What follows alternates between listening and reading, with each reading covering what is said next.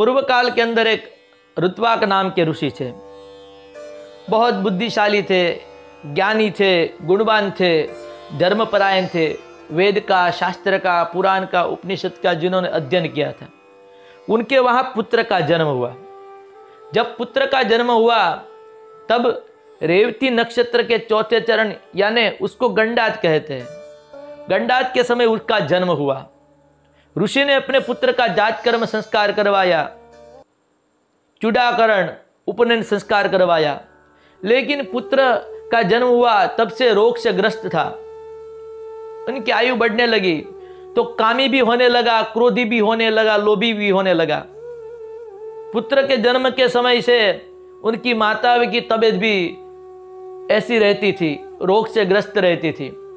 पूरे परिवार के अंदर, पूरे घर के अंदर रोगग्रस्त वातावरण रहता था। अब ऋषि विचार करने लगे, सावधान हो गए, अब मैं क्या करूं।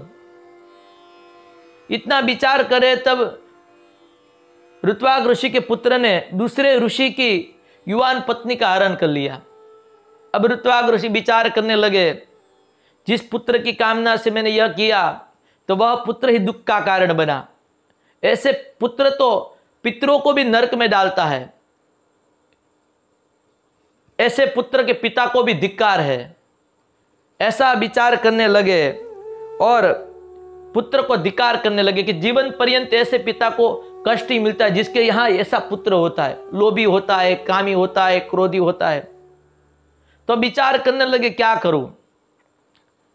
ऋत्वाक ऋषि महर्षि गर्ग के पास गए, क्योंकि गर्ग ऋषि ज्योतिष के प्रकांड पंडित थे।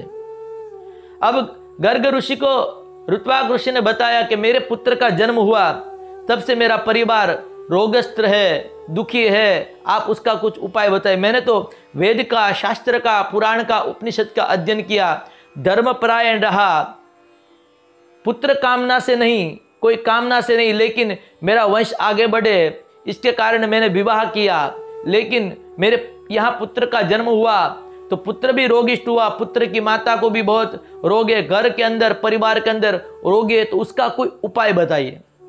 तब प्रकांड पंडित महर्षि गर्ग ऋषि ने, जो ज्योतिष के प्रकांड पंडित थे, उन्होंने बताया कि आपके पुत्र का जब जन्म हुआ तब रेवती नक्षत्र का चौथा चरण, जिसको गंडात कहते हैं, उन समय वह पुत्र का जन्म हुआ। इसके कारण आपके घर के अंदर रोग, क्रोध, लोभ सब है। तब गर्ग ऋषि ने बताया कि रेवती के कारण हुआ। तब ऋत्वाक ऋषि को क्रोध आया और रेवती को श्राप दिया, और रेवती आकाश मंडल में से नीचे गिर गया और वहां एक पर्वत के ऊपर गिरा, तो वह पर्वत का नाम रखा रेवतक।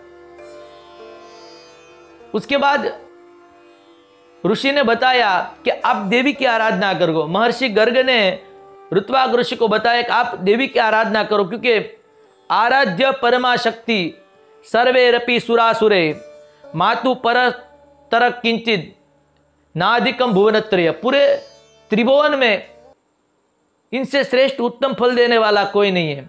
तो आपके यहाँ रेवती नक्षत्र के चौथे चरण गंडात के समय आपके पुत्र का जन्म हुआ है।